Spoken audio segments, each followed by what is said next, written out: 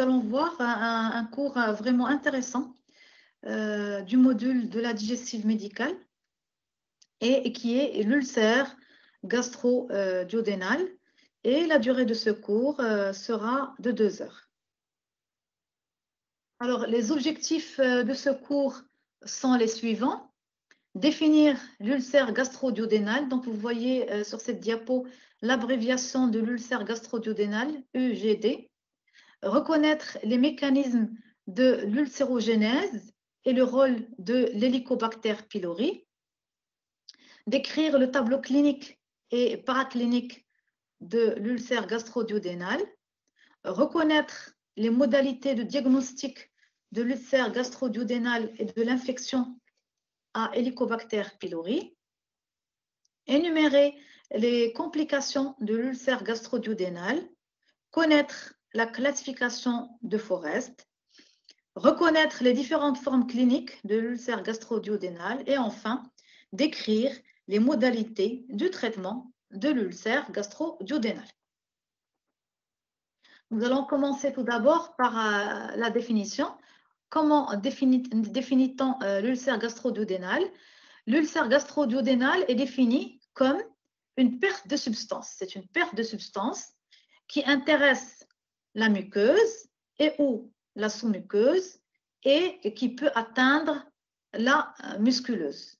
Donc, pour rappel, la paroi de l'estomac, et c'est valable pour l'ensemble des segments du tube digestif, qu'on appelle aussi tunique de l'estomac, elle est constituée de l'intérieur vers l'extérieur de, premièrement, la première couche de 4 couches. La première couche, c'est la muqueuse. La deuxième couche, c'est la sous-muqueuse. La troisième couche, c'est la musculeuse. Et enfin, la dernière couche, la quatrième couche, c'est ce qu'on appelle la séreuse. Donc, l'ulcère gastro-duodénal, c'est une perte de substance qui peut intéresser uniquement la musculeuse ou peut intéresser la muqueuse et ou la sous-muqueuse, ou encore, cette perte de substance peut intéresser les 3 couches, la muqueuse, la sous-muqueuse et la musculeuse. Donc, j'espère que vous avez bien compris ce point précis de perte de substance. Alors, l'ulcère gastro-duodénal, en fait, c'est un terme qui peut regrouper trois types, si vous voulez, de perte de substance. Ça peut être soit une érosion, soit une ulcération, soit un véritable ulcère. Alors, l'érosion, elle est définie comme une perte de substance qui intéresse uniquement la muqueuse. Donc, c'est une lésion vraiment superficielle qui est limitée à la première couche, à la muqueuse. D'accord? Alors, vient ensuite l'ulcération. Alors, l'ulcération, c'est un peu plus grave que l'érosion, puisque la perte de substance, la lésion, elle va intéresser la muqueuse et la sous-muqueuse. Donc, elle va atteindre la sous-muqueuse, mais elle ne va pas dépasser cette sous-muqueuse. C'est-à-dire que là, ici, la musculeuse, elle est intacte. Et enfin, l'ulcère gastro-duodénal peut être un véritable ulcère. Donc, c'est-à-dire que la perte de substance, elle va intéresser les 3 premières couches, la muqueuse, la sous-muqueuse et la musculeuse. Alors, il faut savoir que l'ulcère gastro-duodénal, il est caractérisé par une évolution cyclique. Donc, dans le temps, donc il y a longtemps, avant la découverte de l'Helicobacter pylori, donc si vous vous rappelez bien, l'HP a été découvert par Warren et Marshall, comme nous l'avons vu dans le dernier cours, en 1983. Donc, bien avant 1983, l'ulcère était caractérisé par une évolution qui était chronique et cyclique. Pourquoi on dit cyclique? Parce qu'il y avait une succession de poussées douloureuses et ou de complications, et associée avec une évolution faite d'une cicatrisation ou sclérose rétractile et récidive. C'est-à-dire qu'avant la découverte de l'HP et par conséquent, en l'absence d'éradication de cette Helicobacter pylori, de cette bactérie, puisque nous allons voir dans l'éthiopathogénie, la pathogénie, il joue un rôle principal, il joue un rôle prédominant et prépondérant, puisque c'est l'agent étiologique premier de l'ulcère gastro-duodénal. Donc, en l'absence de sa reconnaissance et de son traitement, le patient faisait des poussées d'ulcères, c'est-à-dire des poussées de douleurs typiques ulcéreuses. Après, donc, il va y avoir une période d'accalmie où il ne va pas y avoir de douleur. Après un certain temps, il va y avoir une reprise de cette symptomatologie douloureuse. Ceci, bien sûr, est associé avec donc la période douloureuse. C'est là où il y a la récidive de l'ulcère gastro-duodénal, et la cicatrisation, elle était bien sûr associée à la période d'accalmie. D'ailleurs, dans le temps, on ne disait pas ulcère gastro-duodénal, on l'appelait maladie ulcéreuse gastro-duodénale. Donc, c'est un terme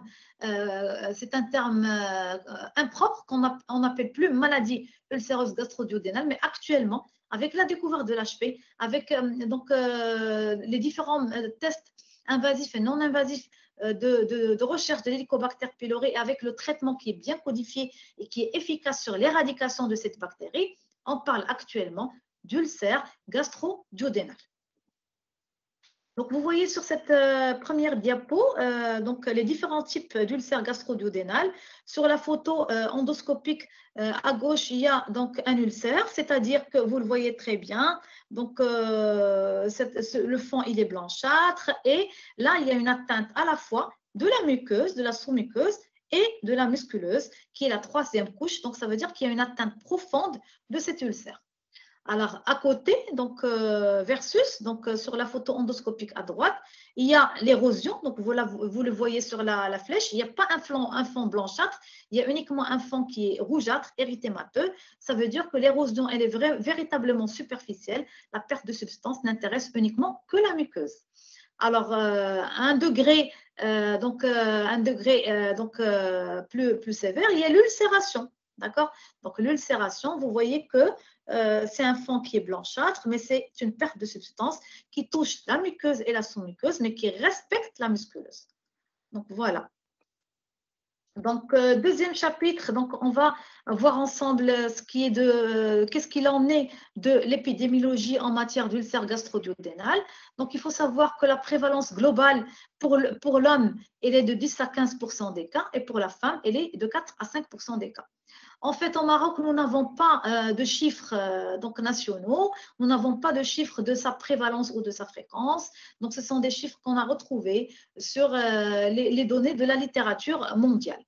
Alors, l'ulcère duodénal, retenez qu'il est 3 fois plus fréquent que l'ulcère gastrique. C'est-à-dire que l'ulcère gastro-duodénal, donc il peut siéger soit au niveau du duodénum, soit au niveau de l'estomac, mais l'ulcère duodénal, il est beaucoup plus fréquent. On le voit de manière plus fréquente, 3 fois plus fréquente que l'ulcère gastrique.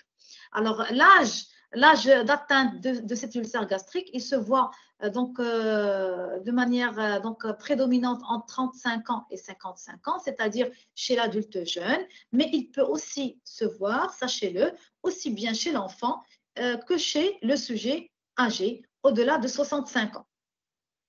Alors, pour ce qui est du sexe ratio, prédominance homme-femme, alors sachez que pour l'ulcère gastrique, il n'y a pas de prédominance de sexe. Donc, aussi bien l'homme que la femme peut être touché avec un sexe ratio de 1.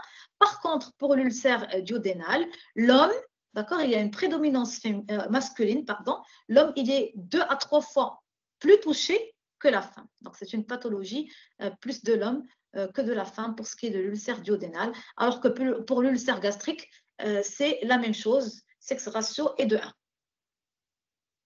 Alors, qu'en est-il de la pathogénie? Donc, avant d'aborder véritablement le chapitre physiopathologie et savoir comment va se faire ce qu'on appelle l'ulcérogénèse, c'est-à-dire le mécanisme de formation de l'ulcère gastro-duodénal, il faut savoir que sur le plan physiologique, on a des facteurs de protection, c'est-à-dire de défense de la muqueuse gastrique. Il y a des facteurs d'agression qui peuvent être soit exogènes ou qui peuvent être c'est-à-dire locaux. Donc, nous allons voir tout d'abord quels sont les facteurs d'agression qui vont agresser la muqueuse gastrique et favoriser la formation de l'ulcère gastro-duodénal. Alors, premièrement, la sécrétion gastrique acide. Donc, c'est-à-dire que l'acide, les ions H+, ils ont un rôle central dans l'ulcérogénèse. Donc, qui dit ulcère dit acidité gastrique, dit ion H+. Alors, cette sécrétion gastrique acide, sur le plan physiologique, vous l'avez vu en physiologie, elle est contrôlée par un double mécanisme. Elle est contrôlée par un mécanisme nerveux, c'est le nerf vague, et elle est aussi contrôlée par un mécanisme hormonal. Elle est contrôlée par donc, la gastrine, la sécrétion de gastrine, et par la sécrétion d'histamine. Alors, deuxième facteur d'agression de la muqueuse gastrique, ce sont les anti-inflammatoires non stéroïdiens. Alors, il faut savoir que les anti-inflammatoires non stéroïdiens, leur action est d'inhiber, ils vont inhiber, lorsqu'on les prend, la sécrétion des prostaglandines. Alors, les prostaglandines, ils jouent un rôle majeur et important dans la protection de la muqueuse gastrique. Pourquoi? Parce qu'ils stimulent la sécrétion de mucus et la sécrétion de bicarbonate qui vont aller tamponner cette acidité gastrique, qui vont aller tamponner les ions H+, et éviter la formation de l'ulcère. Donc, les anti-inflammatoires non stéroïdiens, ce sont des facteurs, on va dire, ce sont des facteurs ulcérogènes, d'accord? Ce sont des ulcérogènes, ce sont des gastrotoxiques. Nous l'avons vu dans le cours des gastrites aiguës et des gastrites chroniques. Nous avons vu que les AINS et l'aspirine, ce sont des gastrotoxiques. Et là, les AINS, nous pouvons dire dans ce cours que ce sont des facteurs ulcérogènes. Alors, le tabac, il joue aussi un rôle, c'est aussi un facteur d'agression, puisque comment il intervient? Eh bien, il augmente la sécrétion acide, donc il augmente la formation d'ions H+, et il augmente le reflux duodénogastrique. Alors, le reflux duodénogastrique, c'est ce qu'on appelle le reflux biliaire, d'accord? Donc, il faut savoir que la bile, elle est sécrétée de la voie biliaire à travers la papille duodénale. Et la papille, elle est située au niveau de la deuxième portion du duodénum. Et lorsqu'on a un reflux biliaire, c'est-à-dire qu'on a une remontée de cette bile du duodénum vers l'estomac. D'accord? Donc, pourquoi la bile, elle est toxique aussi, gastrotoxique et facteur d'agression? Pourquoi? Parce qu'elle contient les sels biliaires, et les sels biliaires, ce sont des sels qui sont nocifs pour la muqueuse de l'estomac. Alors, enfin, dernier facteur d'agression de la muqueuse gastrique, vous le devinez bien, c'est l'Helicobacter pylori. Donc, nous l'avons vu dans le dernier cours, bactéries, petites bactéries, gram négatifs, flagellées, d'accord? Et donc, qui est pathogène pour la muqueuse gastro-duodénale, puisqu'elle a un effet cytotoxique, donc elle va avoir un effet délétère, donc elle va détruire les cellules épithéliales de la muqueuse gastrique, et elle a aussi un effet promoteur par la libération de nombreuses enzymes sur les médiateurs de l'inflammation, et cette inflammation, elle va induire l'ulcère, et elle peut aussi induire par la suite des lésions de métaplasie, de dysplasie, voire de cancer. Alors, à côté des facteurs d'agression, il y a les facteurs de défense. Ce sont des facteurs de protection que tout un chacun dispose de manière physiologique et de manière anatomique, d'accord? Alors, il faut savoir que la barrière muqueuse gastrique, elle va s'opposer à la pénétration des ions H+, donc c'est-à-dire à la pénétration de l'acide, d'accord, qui est toxique. Par quoi? Par trois mécanismes. Alors, il y a par trois niveaux. Il y a la couche du mucus gastrique qui va jouer un rôle d'un gel viscoélastique qui est riche en bicarbonate. Et donc, les ions bicarbonate, ce sont des ions qui vont tamponner, donc voilà, qui vont tamponner les ions H+. Et comme vous le voyez sur l'image à droite, la réaction H plus bicarbonate, donc ion H plus acide plus bicarbonate, va entraîner la formation de bicarbonate de sodium et de bicarbonate de dioxyde de carbone et d'eau, H2O plus CO2. Donc, et voilà, comme ça, on a tamponné ce milieu acide et on a évité la formation de l'ulcère. Il y a à côté de la couche de mucus les cellules épithéliales qui vont sécréter des glycoprotéines, des lipides et aussi des bicarbonates. Et il y a aussi le flux sanguin, c'est-à-dire que les vaisseaux de la lamina propria c'est ce qu'on appelle les capillaires. Ils vont apporter à la fois l'oxygène et apporter aussi les bicarbonates, ce qui va empêcher l'acidification provoquée par les ions H+, qui auraient franchi la barrière épithéliale. Donc, vous avez vu que nous disposons de 3 types de facteurs de défense. Et si vous voulez, chaque type de facteur de défense va jouer à son niveau un rôle important pour justement empêcher la pénétration des ions H+, dans la muqueuse gastrique. Donc, il va y avoir une barrière qui va s'opposer à la pénétration de ces ions pour éviter justement la formation de l'ulcère. Alors, après avoir vu les différents facteurs d'agression et les différents facteurs de défense, nous allons maintenant voir la physiopathologie de l'ulcère gastro-duodénal, c'est-à-dire comment se fait cette ulcérogénèse ou comment se forme cet ulcère gastro-duodénal.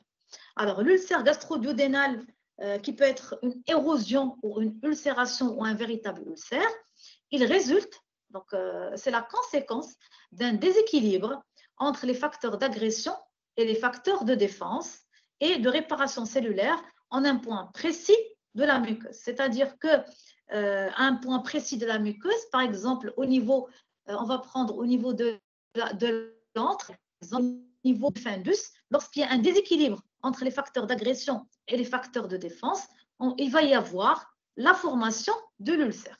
Alors, donc je rappelle que les facteurs de défense, ce sont le mucus, les bicarbonates, les prostaglandines et le flux sanguin, d'accord, qui vont apporter l'oxygène et les bicarbonates, et que les facteurs d'agression, c'est la sécrétion gastrique acide sous forme d'ion H+, l'hélicobacter pylori, la prise d'anti-inflammatoires non stéroïdiens et la pepsine, donc, qui se trouve dans les selles biliaires, dans le reflux biliaire.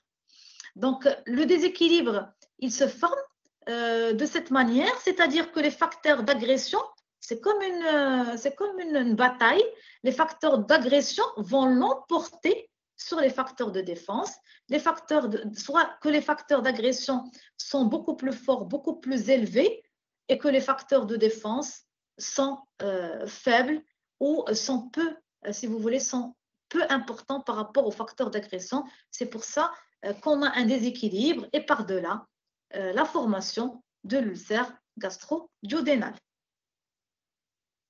Alors, ceci, c'est une diapo pour vous montrer comment se forme donc l'ulcère gastro-duodénal sous forme d'un schéma, représentation schématique.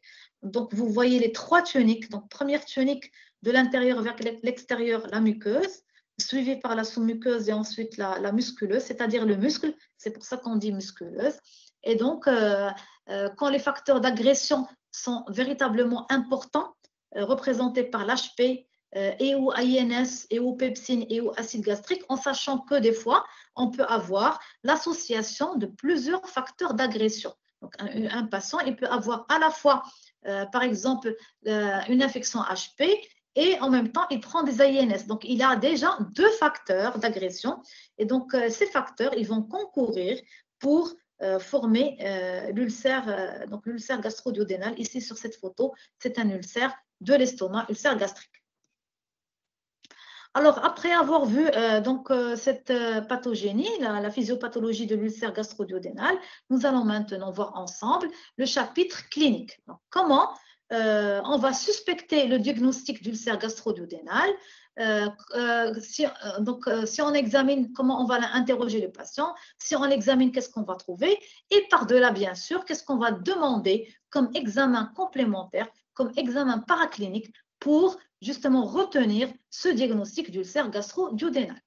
Donc, retenez que la clinique, elle est principalement, d'accord, elle est principalement représentée, principalement traduite par la douleur. Donc, le patient qui va vous voir, qui va venir donc vous consulter, il se plaint de douleur. Donc, comment est-elle cette douleur? Donc, il faut savoir que typiquement, cette douleur, c'est une douleur, ce qu'on appelle douleur de type ulcéreuse. Donc, comment elle est caractérisée, cette douleur typique ulcéreuse? Elle siège au niveau de la région épigastrique, donc c'est des épigastralgies, d'accord, à type de crampe ou de torsion. son intensité, elle est variable, donc elle varie, tout dépend donc du cas. Donc chaque personne, soit c'est une douleur qui est vraiment très intense, d'accord, vraiment désagréable, ou c'est une douleur qui est peu intense. Alors, elle est rythmée par les repas. Donc, pourquoi on dit qu'elle est rythmée par le repas? Parce qu'elle va survenir loin des repas. Elle va survenir 2 à 4 heures loin des repas. Elle ne va pas survenir juste après avoir mangé, juste après la prise des repas. Tout au contraire de la douleur de type gastritique, donc liée à la gastrite chronique qui survient juste après, en postprandial après le repas. Là, elle va survenir 2 à 4 heures loin des repas.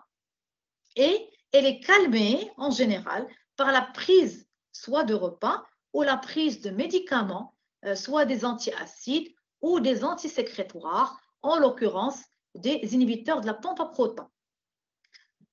Alors, cette douleur ulcéreuse typique, elle est périodique, c'est-à-dire caractérisée par la périodicité, c'est-à-dire qu'elle va survenir tous les jours, pendant plusieurs jours, puis elle disparaît, puis elle réapparaît. C'est-à-dire qu'un malade qui ne va pas consulter, chez qui on ne va pas faire le diagnostic d'ulcère, chez qui on ne va pas rechercher l'HP, ou on ne va pas le traiter, ça va évoluer de façon cyclique, périodique. Ça va donc survenir, la douleur va être là, donc quotidiennement, tous les jours, pendant un certain nombre de jours, puis elle va disparaître, c'est-à-dire que le patient va cicatriser de manière spontanée de lui-même, d'accord? Puis cette douleur va réapparaître. Pourquoi? Parce qu'on ne l'a pas traitée de manière adéquate. Alors là, je vous ai décrit le tableau typique donc de l'ulcère gastro-duodénal. Alors, à côté de la douleur ulcéreuse typique, sachez que le patient peut se plaindre d'une douleur ulcéreuse atypique. Alors, pourquoi cette douleur, elle peut être atypique? Par quelle manière? Soit par son siège. Donc, au lieu qu'elle soit de siège épigastrique typiquement, le patient va vous décrire une douleur soit de l'hippocambre droit. Donc, et là, donc, le diagnostic, il peut être égaré et le médecin va être plutôt orienté vers une pathologie, soit hépatique, soit une pathologie biliaire, ou il va décrire le patient une douleur au niveau du dos. Et donc, ça peut être, le médecin va se dire, ah, peut-être que c'est une pathologie du rachis, pathologie, je ne sais pas moi, des reins. Donc, c'est-à-dire plutôt, ce n'est pas du tout une pathologie digestive, d'accord? Soit que cette douleur, elle est atypique par son type. Alors, au lieu que ce soit des crampes ou une torsion, c'est plutôt une brûlure. Donc, si vous vous rappelez bien, la brûlure, on l'a vu, la brûlure qui survient juste après avoir mangé, juste après les repas, c'est une douleur qui évoque, très évocatrice d'une douleur de gastrite, d'une gastrite où le patient, il a un syndrome dyspepsique. Donc, je rappelle le syndrome dyspepsique qu'on a vu la dernière fois. Ça peut être donc des flatulences, des éructations, des nausées, vomissements, voilà, une pesanteur postprandiale. D'accord? Mais retenez que typiquement, le malade, il a des douleurs au niveau de l'estomac, des épigastralgies, donc soit à type de crampe ou de torsion. Donc, il vous dit en arabe, donc, c'est la torsion ou la crampe. Donc, et il vous dit que voilà, quand je mange, je suis bien. Quand donc je suis loin des repas ou là, quand je gêne, mes titsons, donc en ramadan par exemple, les patients qui ont un ulcère gastro-duodénal évolutif, ils ne peuvent pas jeûner parce qu'ils vont avoir des douleurs et obligatoirement ils vont interrompre, vu l'intensité de la douleur, le jeûne pour manger, pour être soulagés, ou ils vont prendre des médicaments justement, en l'occurrence des IPP, puisqu'on a dit que leur prescription est maintenant c'est-à-dire véritablement banalisés et ils sont largement prescrits. Voilà. Alors, à côté de cette douleur ulcéreuse typique, il faut poser la question, est-ce qu'il y a des signes associés? Est-ce qu'il y a des signes qui vont accompagner cette douleur épigastrique et rechercher notamment des vomissements, des nausées, des régurgitations, des flatulences. Donc, vous le devinez bien, Ça, c'est si vous voulez, les signes cardinaux de la dyspepsie, du syndrome dyspepsique. Rechercher des signes d'alarme, à savoir une hémorragie digestive haute. Donc, en demandant au patient s'il fait une hématémèse et ou des mélénas, d'accord? Parce que nous allons voir par la suite dans le chapitre complications, un ulcère gastrique, il peut se compliquer d'une hémorragie digestive. Donc, il va se traduire soit par une hématémèse et ou méléna lorsque cette hémorragie digestive elle est extériorisée, donc extériorisée sous forme d'hématémèse et ou méléna, ou parfois le saignement, il ne va pas être extériorisé, d'accord? Il va y avoir un saignement non extériorisé qui va se traduire uniquement par un syndrome anémique sur le plan clinique et sur le plan biologique par une anémie hypochrome microcytaire, hyposidérémique fériprive. Alors, on arrive à l'examen clinique après avoir fait un interrogatoire complet et recherché justement les signes de complications. Il faut examiner notre patient et l'examen clinique, il doit être complet, appareil par appareil, ne pas oublier le toucher rectal, d'accord, les conjonctives, à la recherche d'une pâleur cutanéo-muqueuse, au toucher rectal, rechercher un méléna par rapport à cette pathologie. Donc, l'examen clinique, il est normal. Le plus souvent, il est normal, mais parfois, alors lorsque le patient il a des douleurs atroces, d'accord, des douleurs d'intensité très sévère, à la palpation de la région épigastrique, nous allons donc réveiller cette douleur et le patient, donc on va avoir à l'examen clinique une sensibilité épigastrique. Nous pouvons avoir en cas d'hémorragie extériorisée ou pas, une pâleur cutano-muqueuse en cas de perte de sang, déglobulisation. On peut avoir un ventre de bois, c'est-à-dire un abdomen, une contracture abdominale généralisée, c'est ce qu'on appelle abdomen de bois ou ventre de bois. Ceci témoigne d'une complication, c'est une perforation. Donc, nous allons voir tout cela dans le chapitre complications de l'ulcère gastro-duodénal et rechercher un clapotage à jeun, donc qui va témoigner aussi d'une complication qui est la sténose. Donc l'examen clinique, soit il va rechercher, donc lorsqu'on est véritablement orienté par l'interrogatoire à un ulcère gastro-duodénal, le malade vous décrit les douleurs typiques avec ou sans les signes associés. Donc, il faut rechercher la sensibilité épigastrique. Donc, elle n'est pas toujours constante, d'accord? Donc, c'est possible qu'à la palpation de la région épigastrique, ça va être strictement normal, mais aussi savoir rechercher les complications. Donc, vous le devinez bien, parmi les complications, donc ça figure, il y a l'hémorragie. Donc, un ulcère peut saigner, il peut se perforer et il peut sténoser. Alors, le clapotage à jeun, je l'explique. Je ne sais pas si vous le connaissez ou pas. Donc, pourquoi on dit clapotage à jeun? Parce que, c'est-à-dire qu'à jeun, le malade, il y a une stase, d'accord? Il y a une stase de liquide et de solide lorsqu'il y a une sténose. Donc, la sténose, elle va siéger au niveau de la partie anthropylorique ou au-delà du pylore, au niveau c'est-à-dire après le bulbe, post-bulbaire. Et donc, il ne va pas y avoir de vidange, d'accord, du contenu gastrique, il va y avoir une stase. Et cette stase, lorsqu'il y a beaucoup de liquide, donc lorsqu'on va un peu essayer de faire bouger la partie abdominale supérieure, c'est-à-dire l'estomac du patient, il va y avoir ce qu'on appelle, on va entendre un bruit, donc qui témoigne de la présence de liquide à l'intérieur de l'estomac. C'est ce qu'on appelle clapotage à jeun, qui témoigne d'une stase et en général, ça témoigne d'une sténose en présence d'un ulcère gastro-duodénal.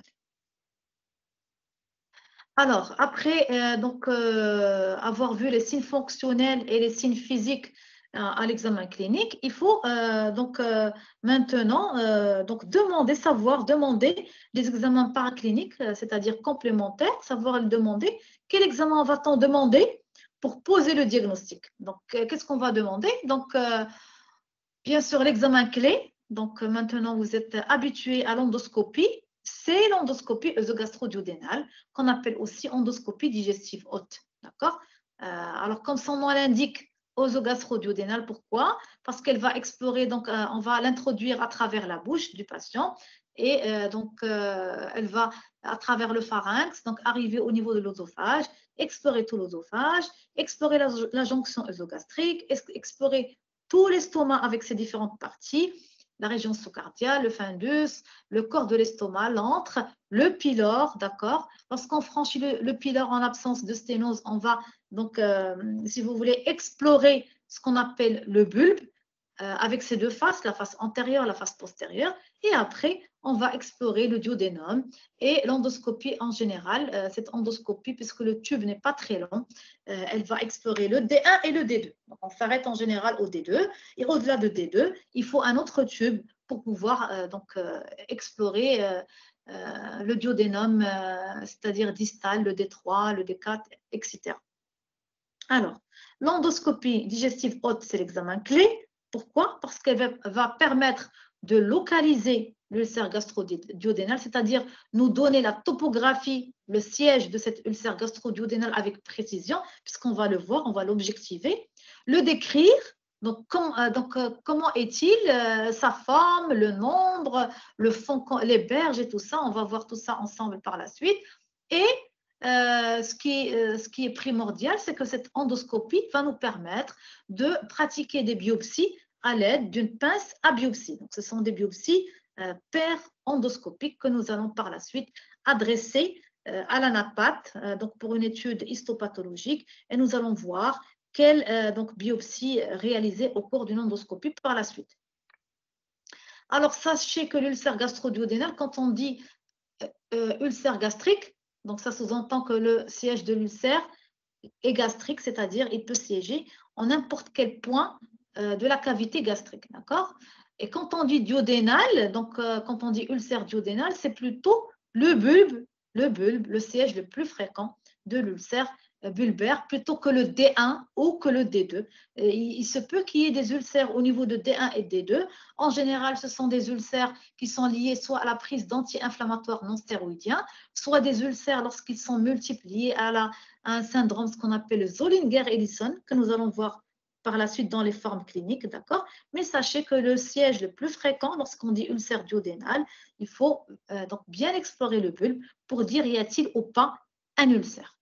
Alors aussi, l'endoscopie va permettre de déterminer le nombre de l'ulcère. Donc, y a-t-il un seul? Y a-t-il deux? Y a-t-il trois? Y a-t-il plusieurs? D'accord, avec les sièges, bien sûr. La forme, décrire la forme de cet ulcère. Alors, typiquement, l'ulcère, il se présente sous une forme qui est ronde ou ovalaire.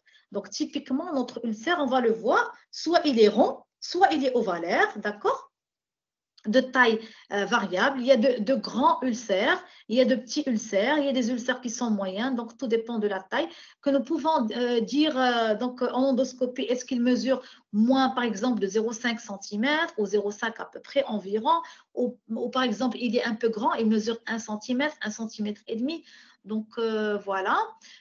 Sinon, il existe d'autres formes d'ulcère gastro-duodénal, sachez-le. C'est ce qu'on appelle l'ulcère linéaire, et donc comme son nom l'indique, ça se présente sous forme d'une ulcération longitudinale qui en général ne dépasse pas les 3-4 mm, ou la forme, elle peut être sous forme d'un ulcère salami.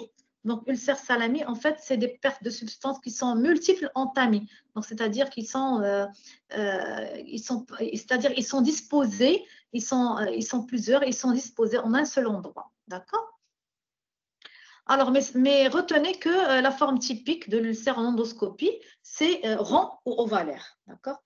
Alors que l'ulcère linéaire ou l'ulcère salami, c'est des formes qui sont beaucoup plus rares, et des fois, c'est des formes, c'est-à-dire si l'endoscopiste n'est pas avisé, il peut passer à côté d'un ulcère, par exemple, salami, ou d'un ulcère linéaire s'il n'explore pas bien toute la cavité gastrique, les différentes parois du bulbe et le duodénum. Alors, l'ulcère, il peut être régulier. Alors, en général, lorsqu'il est régulier, le plus souvent, ça veut dire que c'est un ulcère qui est bénin, notamment au niveau de l'estomac. Nous allons voir tout ça par la suite. Ou lorsqu'il est irrégulier, là, il devient suspect. D'accord? Lorsque l'ulcère est irrégulier, il est suspect. Alors, la taille, j'en ai parlé. pour ce qui est, donc à côté, si vous voulez, de l'ulcère, c'est-à-dire de l'érosion ou de l'ulcération, ou plutôt du véritable ulcère, il faut aussi étudier en endoscopie les berges autour de l'ulcère, c'est-à-dire que tout ce qui est autour de l'ulcère, à proximité, il faut l'étudier et caractériser ces berges et les décrire. Sont-elles régulières? Donc, ceci témoigne donc, en général de la bénignité de l'ulcère gastrique, ou plutôt le contraire. Sont-elles irrégulières? Sont-elles surélevées? Sont-elles bourgeonnantes? Et là, ça veut dire que ce sont des berges qui sont suspectes. Ça veut dire que probablement, il y a un cancer, d'accord? Il y a un cancer de l'estomac sous-jacent. Alors, les biopsies, nous allons voir par la suite. Là, j'ai mis uniquement berge de l'ulcère, c'est-à-dire que devant un ulcère, d'accord? Devant un ulcère, devant un ulcère gastro-duodénal, si on va faire des biopsies en matière pour ce qui est de l'ulcère, il faut les faire autour, donc au pourtour de l'ulcère, c'est ce qu'on appelle les berges de l'ulcère, et ceci est valable uniquement pour l'ulcère gastrique. Alors, l'ulcère duodénal, il ne faut pas faire de biopsie au niveau des berges de l'ulcère, alors que pour l'ulcère gastrique, obligatoirement, il faut faire des biopsies au niveau des berges de cet ulcère. Alors, nous allons décrire un petit peu et voir ensemble certaines photos pour que vous captez bien l'ulcère premièrement gastrique et ensuite l'ulcère duodénal ou si on veut dire ulcère bulbaire. Alors, l'ulcère gastrique, il siège le plus souvent, donc l'ulcère de l'estomac, il siège le plus souvent au niveau de la petite courbure, d'accord, et le plus souvent au niveau de l'angulus. Alors, l'angulus, c'est quoi? C'est l'angle de la petite courbure. Alors, comme ce que vous voyez sur la photo en haut à droite, vous voyez le fond, vous le voyez sur la flèche en rouge, le fond, donc c'est un ulcère qui est plutôt ovalaire, le fond il est blanchâtre et les berges, vous les voyez. Les berges, elles sont surélevées, elles sont un peu nodulaires et bourgeonnantes. Et ça se trouve sur l'angle de la petite courbure, puisque de l'autre côté, vous voyez un tube un peu de noir, c'est le tube. Ça veut dire qu'on est au niveau de la région sous-cardiale en rétrovision. Et de l'autre côté, vers la droite, on est au niveau de l'antre prépylorique. Alors, à côté de l'angle de la petite courbure, l'ulcère gastrique, il peut siéger aussi au niveau du corps de l'estomac. Mais retenez que, en général, l'ulcère de l'estomac, s'il y a un siège à retenir, c'est au niveau de la petite courbure, au niveau de l'angle de la petite courbure, c'est-à-dire l'angulus. Alors, on a dit la taille, le nombre. Donc, sur la photo, c'est un seul ulcère. Donc, il y a un seul ulcère. Pour ce qui est de la taille, c'est un gros ulcère quand même, minimum 1 cm. Donc, c'est une image qui est figée. Donc, on n'est pas en temps réel en endoscopie. Donc, on ne peut pas définir la taille exacte de cet ulcère. Alors, les contours, donc il faut dire est-ce que les contours sont réguliers ou pas, est-ce qu'ils sont bourgeonnants ou pas. Alors, pour ce qui est de cette image, comment sont-ils les contours d'après vous? Donc, les contours, vous le voyez bien, ils sont bourgeonnants et ils sont irréguliers. D'accord? Alors, les lésions associées, il faut aussi rechercher les lésions associées, puisque à côté de l'ulcère, nous pouvons avoir autre chose. Nous pouvons avoir des lésions de gastrite. D'accord? Ce qu'on a décrit la dernière fois, lors du dernier cours, comme nous pouvons avoir une hypertrophie des plis, que ce soit des plis de l'antre, que ce soit des plis du fundus. Donc, il faut aussi voir s'il y a d'autres lésions associées. Alors, je reprends pour ce qui est des biopsies. Les biopsies, elles sont indispensables sur les berges de l'ulcère. Donc, les biopsies, on va les faire. On ne va pas les faire sur ce qui est blanc, sur ce qu'on appelle le cratère, sur le fond, non. On va les faire sur ce qui est bourgeonnant, sur les berges de l'ulcère. Car pourquoi? Parce qu'un ulcère gastrique, il peut se présenter d'emblée sous forme d'un cancer. Donc, c'est ce qu'on appelle la forme ulcériforme d'un cancer. D'accord? Et à côté des biopsies des berges de l'ulcère, il est fondamental, obligatoire, indispensable de faire des biopsies à la recherche d'Helicobacter pylori. Et si vous vous rappelez bien, donc ce sont des biopsies qu'on va faire au niveau de l'antre et au niveau du fundus. Alors, deuxièmement, l'ulcère duodénal. Alors, les anglo-saxons, donc les Américains, les Anglais, bon, l'école anglophone, elle dit duodénal ulcère. Donc, c'est ulcère duodénal. Alors, pour les francophones, nous, on dit ulcère bulbaire, puisque j'ai dit tout à l'heure que le siège le plus fréquent de l'ulcère duodénal, c'est plutôt le bulbe. Alors, le siège, soit il va siéger au niveau de la face antérieure ou postérieure du bulbe. C'est important de préciser le siège de l'ulcère. Pourquoi? Parce que au niveau de la face postérieure du bulbe, qu'est-ce qu'il y a? Donc, si vous vous rappelez de vos cours d'anatomie, il y a le passage de l'artère gastro-duodénale, d'accord? Il y a le passage de l'artère gastro-duodénale. Et lorsqu'il y a une érosion de cette artère gastro-duodénale par l'ulcère ou par des érosions, il se peut, donc ça va donner, qu'est-ce que ça va donc provoquer? Une hémorragie et on va avoir un ulcère hémorragique qui va devenir une urgence vitale médico-chirurgicale.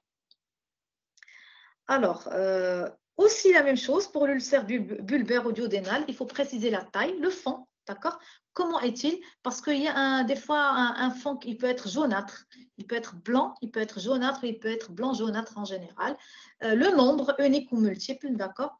Et ici, alors, donc je rappelle que l'ulcère duodénal, donc il ne faut pas faire de biopsie sur les berges de l'ulcère. Pourquoi? Parce que l'ulcère duodénal ne peut pas se confondre avec un cancer de l'estomac, puisqu'on n'est pas au niveau de l'estomac, on est au niveau de la partie duodénale, et l'ulcère duodénal ne cancérise jamais. Il ne peut pas se compliquer de cancer. Nous allons tout à l'heure voir les complications de l'ulcère gastro-duodénal. Donc, retenez que quand on a un ulcère bulbaire, un ulcère duodénal, il faut uniquement réaliser des biopsies antrales et phendiques pour rechercher l'Helicobacter pylori, pour pouvoir justement éradiquer cet ulcère, cet Helicobacter pylori et pouvoir cicatriser et guérir notre patient.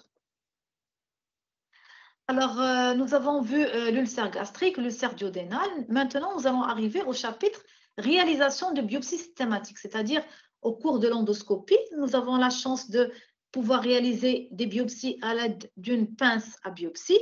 Donc, qu'est-ce qu'on va faire comme biopsie? Qu'est-ce qu'on va prélever? Nous allons faire des biopsies gastriques systématiques, quel que soit le siège de l'ulcère gastrique duodénal à la recherche de l'HP. Donc, je rappelle qu'il faut faire 3 prélèvements au niveau de l'antre, donc une au niveau de la face antérieure, une au niveau de la face postérieure donc du pylore, de part et d'autre du pylore, et une au niveau de l'angulus, d'accord? Il faut faire associer, donc dans un pot, faire des biopsies antrales, émettre biopsie antrale, et dans un autre pot, faire des biopsies phendiques au niveau de part et d'autre du fundus, face antérieure, face postérieure, uniquement 2 sont suffisants, et adresser les 2 pots, d'accord, à l'anapathe. Alors, lorsqu'on est devant un ulcère duodénal, on va envoyer à l'anapathe uniquement 2 pots, 2 tubes, d'accord? Uniquement 2 flacons pour rechercher l'HP. Par contre, si on a un ulcère gastrique, on doit adresser à l'anapathe 3 tubes, 3 pots, 3 flacons. 2 pour l'HP, un où il y a l'antre, des biopsies antrales, et un où il y a des biopsies phendiques, et le troisième où il y a les biopsies des berges de l'ulcère, justement, pour savoir s'il y a ou pas un cancer. D'accord? Alors, à côté de l'endoscopie œsogastro-duodénale, il y a la radiologie. Donc, j'ai mis ici transit œsogastro-duodénal. Donc, c'est un examen radiologique où on fait, boire donc aux patients soit de la barite, soit de la gastrographine, et on va réaliser des clichés, donc de l'œsophage jusqu'au duodénum, et justement pour étudier les différents segments de l'œsophage, de l'estomac et du duodénum. En fait, cet examen, c'était l'examen clé il y a très longtemps, avant l'avènement de l'endoscopie œsogastro-duodénale. Donc, vous voyez que la médecine, elle a beaucoup évolué, toutes les spécialités ont évolué, et en matière de gastro-entérologie, l'endoscopie, c'est une révolution pour nous, puisque l'endoscopie, elle permet de voir directement la muqueuse, elle permet de faire des biopsies, d'accord, et d'arriver à des diagnostics. Et il y a très longtemps, les gastro-entérologues n'avaient que le TOGD. Et il y avait, donc ce n'est pas la peine de vous montrer des images de TOGD, c'était ce qu'on appelle une image de niche. Donc, je ne sais pas si vous en avez entendu parler, c'est-à-dire une image donc de niche, c'est une image c'est une perte de substance, de soustraction, donc qui était là. Et en fonction du siège de cette image de niche, il pouvait dire, il y a un ulcère ici, et dans le temps, il n'y avait pas beaucoup de traitements même à disposition. Soit c'était un traitement médical anti-acide, il n'y avait même pas d'IPP, anti-acide ou anti-H2, donc tout dépend, on était à quelle période, soit la chirurgie. D'accord, il y avait pas, donc on n'avait pas le traitement IPP, il n'y avait pas le traitement d'éradication d'HP. D'ailleurs, on ne cherchait même pas l'Helicobacter pylori, on ne le connaissait même pas. D'accord, il n'y a pas de traitement endoscopique.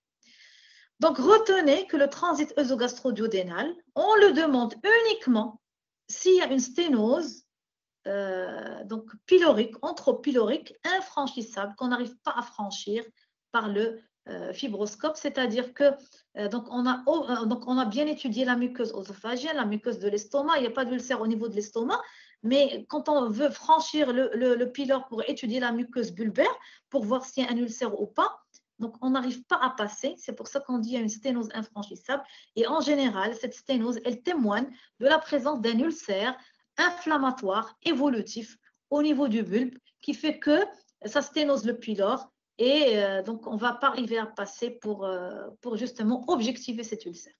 Voilà, c'est pour ça qu'on demande le TOGD. Alors sur cette diapo, je vous ai mis 4 photos endoscopiques donc, pour voir qu'est-ce que ça donne en matière d'endoscopie l'ulcère. Alors, vous voyez sur la photo en haut à gauche, un ulcère, un large, ce qu'on appelle un large ulcère fundique. Ça peut être une ulcération, donc tout dépend de quelle la tunique qui est atteinte. Il s'agit d'une atteinte de la muqueuse et de la sous-muqueuse, et dans ce cas, c'est une ulcération, où il y a aussi une atteinte de la musculeuse et c'est un ulcère, d'accord? Mais en tout cas, ça siège au niveau du fundus, puisque le fundus, on le reconnaît grâce aux plis, donc que vous voyez, les plis du fundus. Voilà, ce sont des plis qui sont longitudinaux, donc en absence d'atrophie. Alors, sur l'image en haut à droite, il y a un ulcère de l'antre. Donc, vous le voyez sur cette, avec la flèche sur cette image. Et c'est un ulcère qui est creusant. Vous voyez, ça a creusé la muqueuse comme un puits. Donc, c'est un ulcère qui est creusant. Et on voit donc un aspect un peu noirâtre au niveau du cratère de l'ulcère. Alors, sur les images en bas, la photo à gauche, nous voyons un ulcère donc rond qui siège au niveau de l'angulus, au niveau de l'angle de la petite courbure. Et donc voilà, sur la photo donc à droite, vous voyez aussi un ulcère, vous le voyez. Donc le fond, il est blanchâtre, les berges, elles sont régulières. En fait, il ne siège pas au niveau de l'angulus, puisqu'on a dit l'angulus, c'est un angle. L'angulus, il est juste au-dessus. Donc, j'espère que vous le voyez. En fait, il siège au niveau de ce qu'on appelle la faux de la petite courbure. Il siège au niveau de la petite courbure, la faux de l'antre.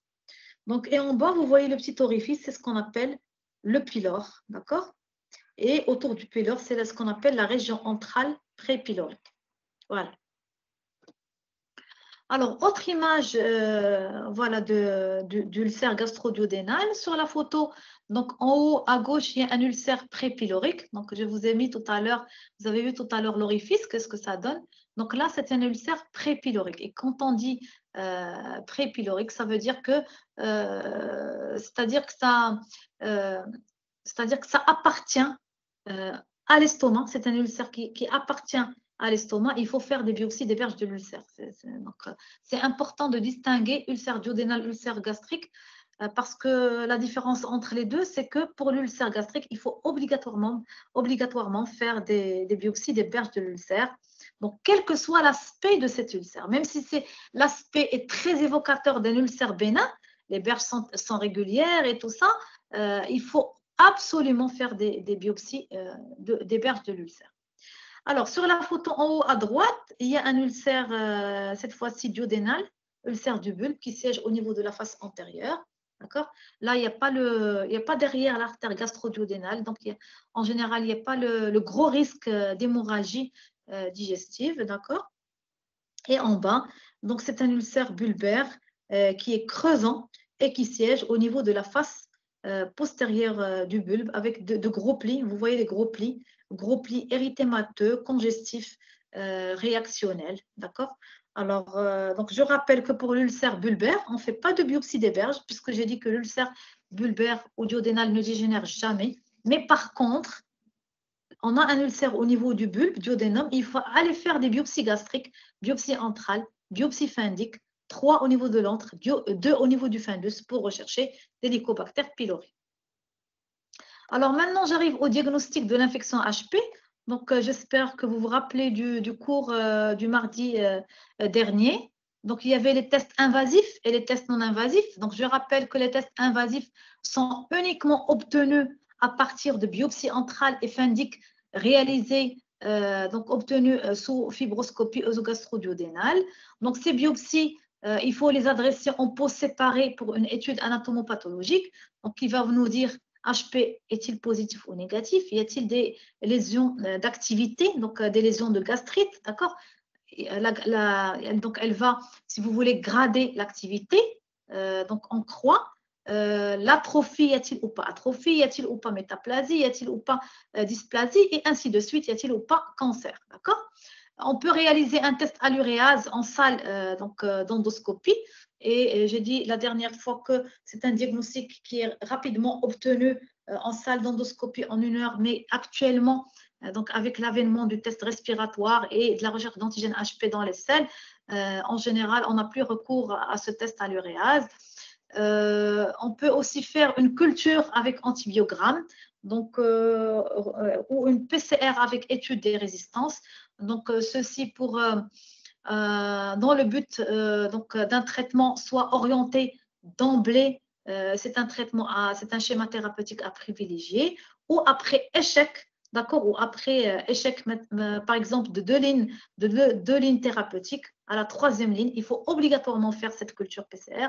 Et j'ai dit la dernière fois, si vous avez bien retenu la leçon, que c'est un examen qui n'est pas de routine, d'accord, qui ne se fait pas dans tous les labos. Et peut-être que même, ça ne se fait même pas au Maroc, d'accord? Peut-être que certains labos sous-traitent donc ce type d'examen. C'est-à-dire qu'ils les envoient à l'étranger pour avoir un résultat, que ça ne se fait pas encore ici chez nous, puisque ça nécessite un transport, un recueil, c'est-à-dire un recueil, un transport et une lecture qui est particulière. Alors, à côté des tests invasifs, il y a les tests non invasifs. Donc, 3 types de tests, retenez-le. Il y a le test respiratoire à l'urée marqué au carbone 13, qu'on appelle en anglais le breath test, d'accord, qui consiste à, je répète, à une ingestion d'urée marquée par du carbone 13 et à mesurer, donc ça consiste à mesurer l'activité dans l'air expiré de carbone 13 résultant de la dégradation de l'urée par l'uréase de l'Helicobacter pylori. Alors, il y a aussi la sérologie. Qui se fait à partir d'un prélèvement sanguin par une technique ELISA et qui est destinée à rechercher, à détecter les anticorps anti-Helicobacter pylori qui sont de type IgG. Et j'avais dit la dernière fois que c'est un test de dépistage, c'est un test de diagnostic, mais ce n'est pas un test de contrôle d'éradication de l'Helicobacter pylori. Alors, le dernier test, c'est-à-dire c'est un test qui est assez récent, qui est venu, c'est-à-dire accompagner les autres tests, qui est disponible au Maroc dans la plupart de nos laboratoires. C'est ce qu'on appelle la recherche de l'antigène HP dans les selles. Donc, ça consiste à recueillir les selles du patient et à réaliser par une technique ELISA, réaliser la technique pour rechercher c'est-à-dire l'Helicobacter pylori, l'antigène de l'Helicobacter pylori.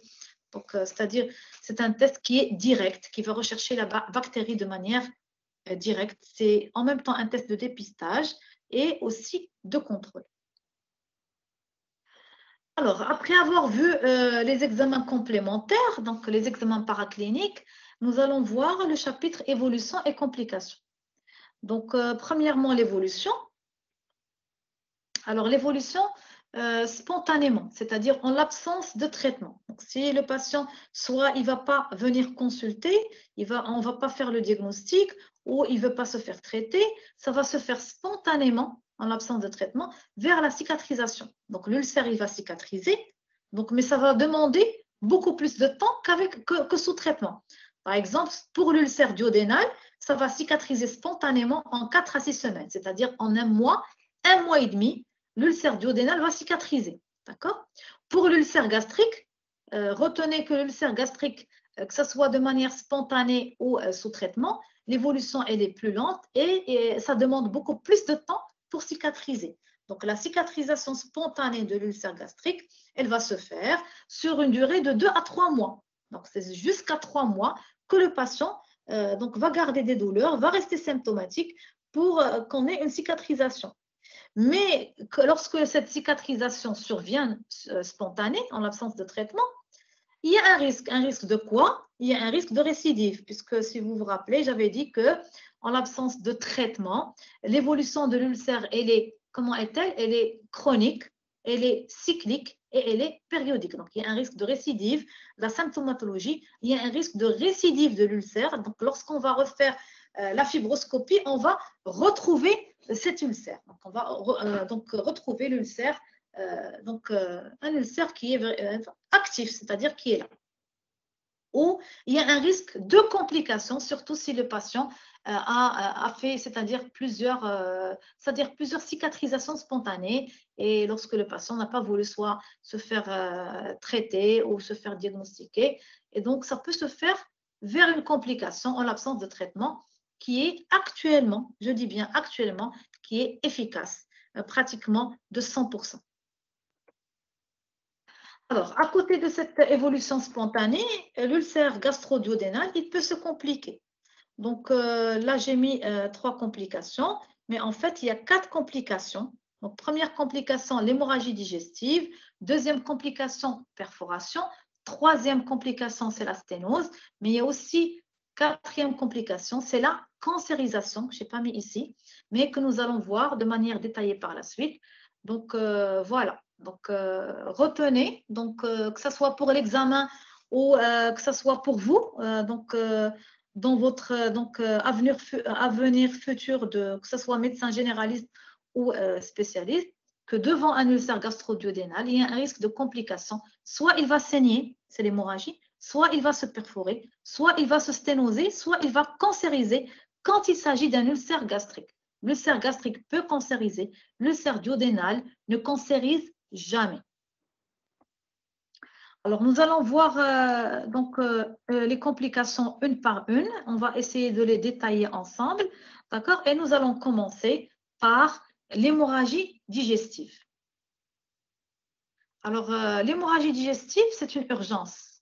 Donc, quand on dit hémorragie digestive, donc, le malade, il va se présenter aux urgences, soit de l'hôpital, soit de la clinique. Donc, c'est une urgence médico qui est à la fois médico-chirurgicale et qui est secondaire. Donc, pourquoi le patient va faire une hémorragie digestive? Soit il va y avoir une érosion de l'artère gastro-duodénale. Donc, je l'ai dit tout à l'heure. En général, c'est lorsque l'ulcère siège au niveau de la face postérieure du bulbe, d'accord? Parce que derrière, il y a l'artère gastro-duodénale qui passe. Alors, ou de la coronaire stomachique, d'accord? Ça sous-entend que c'est un ulcère gastrique, d'accord? Au fond du cratère ulcéreux. Parfois, donc pas obligatoirement qu'il y ait une érosion de l'artère coronaire stomachique ou de l'artère gastro-duodénale, mais une simple érosion capillaire, donc des petits vaisseaux de gastrite ou une duodénite périulcéreuse, c'est-à-dire lorsqu'on a c'est-à-dire une inflammation de la muqueuse gastrique ou de la muqueuse duodénale, tout dépend du siège de l'ulcère autour de cet ulcère. Cette gastrite ou cette duodénite, c'est elle qui peut saigner par érosion de capillaire. Alors, donc vous voyez sur les deux photos, donc que ce soit sur la photo endoscopique ou sur donc la représentation schématique, sur ce schéma, le vaisseau en bas, vous l'avez vu, le vaisseau en bas, et ça va gicler et ça va donner une hémorragie. Et bien sûr, on a un ulcère qui est creusant. Et donc l'hémorragie, donc c'est une hémorragie en G. Nous allons voir, selon la classification de Forest, comment peut-on classer cette hémorragie, puisque cette classification, elle est essentielle, elle est obligatoire pour tout endoscopiste qui va faire le geste, pour pouvoir justement prendre en charge, c'est elle qui va nous faire la conduite à tenir thérapeutique face à cet ulcère hémorragique. Alors, sur le plan clinique, le patient va se présenter aux urgences, d'accord, dans un tableau d'hématémèse et ou de méléna, d'accord. Ça peut être soit des hématémèses isolées, soit des mélénas isolés, comme parfois ça peut être des hématémèses associées à des mélénas. Donc toujours en matière d'hémorragie digestive, il faut donc quantifier cette hématémèse et ou cette méléna. Donc, demander aux patients, par exemple, pour ce qui est de l'hématémèse, qui est facile, si vous voulez, à quantifier, on va poser la question, on va dire aux patients à peu près combien vous avez vomi de sang, par exemple. Et là, on la quantifie en général en verre. On va lui dire vous avez vomi à peu près un verre de sang ou un demi-verre ou beaucoup, d'accord? Donc comme ça, on a une idée sur la gravité et sur l'importance, d'accord? Et ses conséquences sur l'état hémodynamique, ses conséquences sur la déglobulisation en matière d'anémie. Donc, obligatoirement, il faut quantifier. Bien sûr, il faut examiner le patient, faire le toucher rectal à la recherche de méléna, d'accord? Rechercher, examiner les conjonctives, les téguments, les phanéres à la recherche d'une pâleur cutanéo-muqueuse. Alors, parfois, lorsque cette hémorragie digestive haute, puisque c'est une hémorragie digestive haute, d'accord? Donc, en amont, pourquoi on dit haute? Parce qu'elle est définie par une hémorragie qui va survenir en amont de l'angle de Treitz, d'accord? Parfois, lorsque l'hémorragie est abondante, elle peut se traduire par des rectoragies, d'accord? Alors, typiquement, c'est des hématémèses et ou méléna, avec ou sans anémie. Lorsque l'hématémèse et ou méléna sont abondantes, c'est bien sûr une déglobulisation avec anémie, d'accord? Voire état de choc, d'accord? Mais parfois, ça peut être des rectoragies plutôt que des hématémèses et ou méléna. Mais c'est des rectoragies de grande abondance.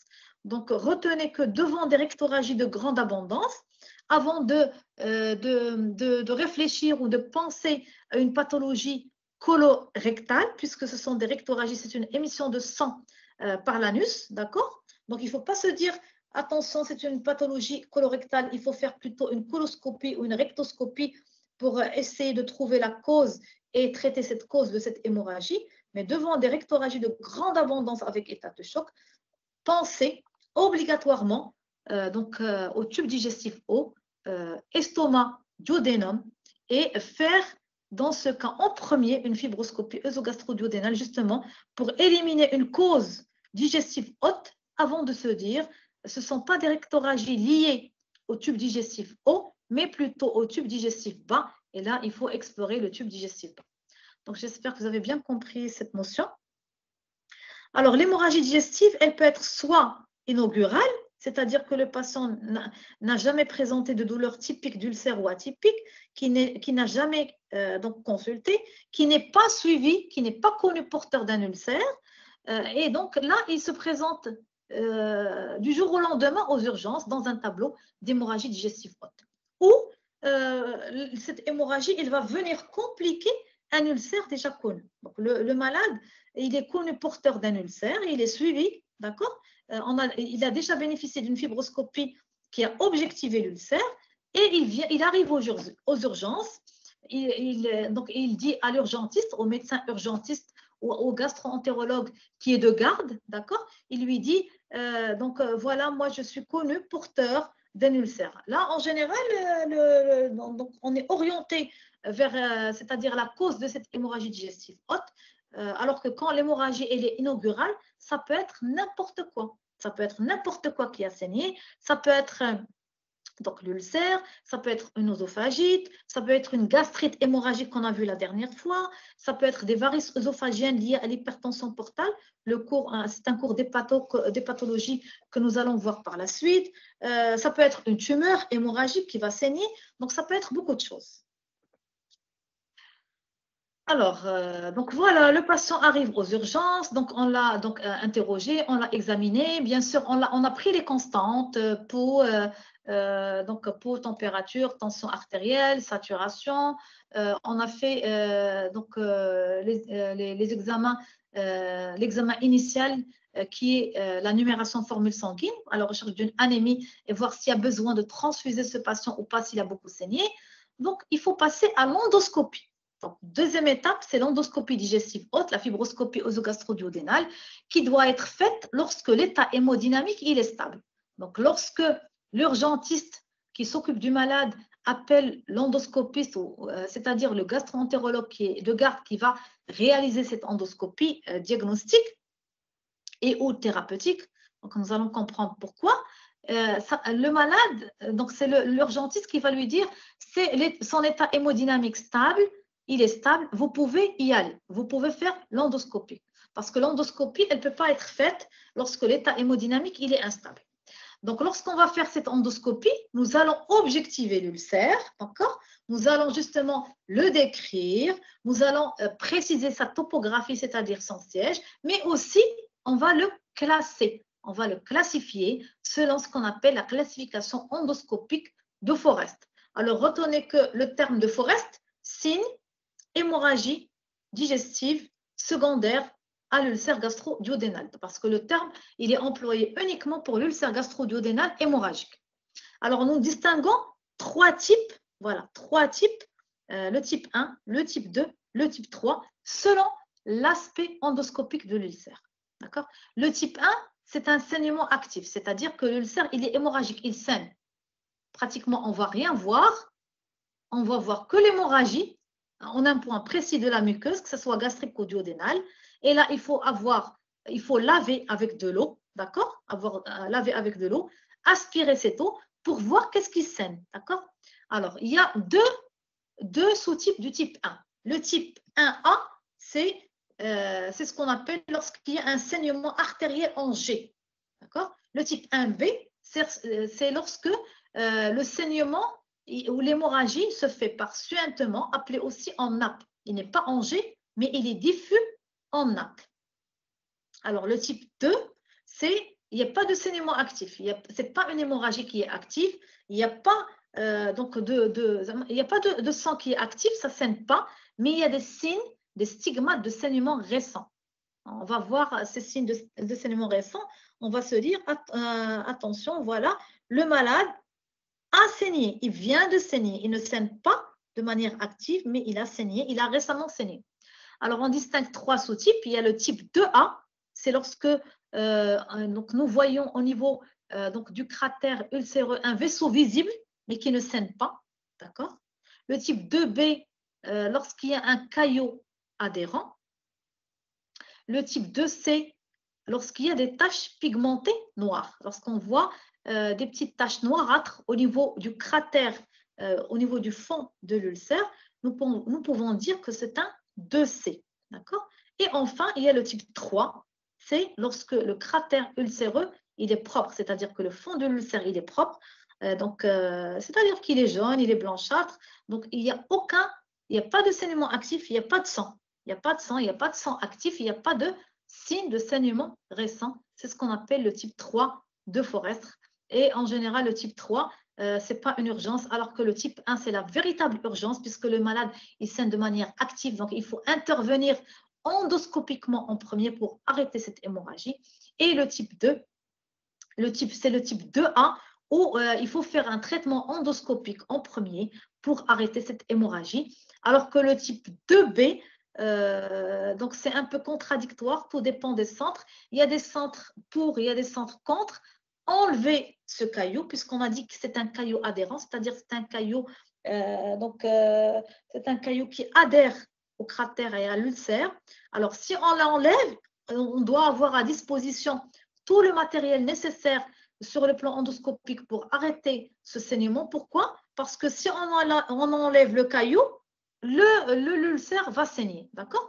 Et il y a d'autres équipes, d'accord? Ça tout dépend des centres. Il y a d'autres équipes qui vous disent non, puisqu'il y a un caillot adhérent, il faut le laisser tranquille. Il ne faut pas le toucher, il ne faut pas l'enlever, d'accord? Il ne faut pas intervenir sur le plan endoscopique et surveiller sur le plan clinique, refaire peut-être une fibroscopie dans 2 jours, 3 jours pour voir s'il est passé au type 2C ou type 3. Alors, le type 2C, donc il est en pré-type 3, donc on ne va pas le toucher, on ne va pas le traiter de manière endoscopique.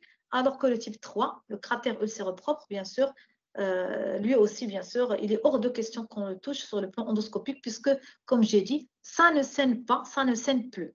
Voilà. Alors là, je vous ai mis des images endoscopiques démonstratives. C'est comme si vous étiez avec nous en salle d'endoscopie ou notamment en salle d'endoscopie des urgences pour voir les différents types de la classification de Forest. Alors, la première photo, donc en haut à gauche, c'est le type 1A. Donc, j'ai mis en bas en bleu en G. Donc, vous voyez le vaisseau qui saigne en G, c'est un saignement artériel. Ceci témoigne qu'il existe un saignement artériel. D'accord? Et là, c'est une urgence endoscopique, urgence thérapeutique endoscopique. Il y a le type en bas, à droite, il y a le type 1B.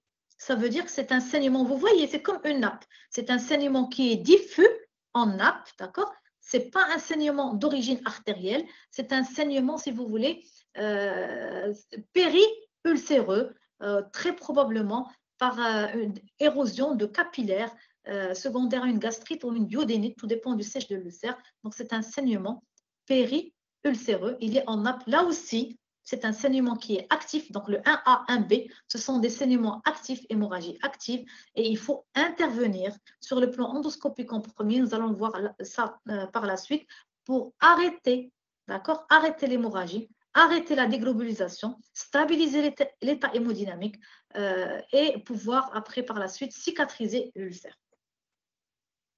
Alors là, nous allons passer au type 2. Alors le type 2A, on avait dit qu'il y a 3 sous-types. Le type 2A, vous le voyez en haut sur l'image endoscopique à gauche, sur la flèche.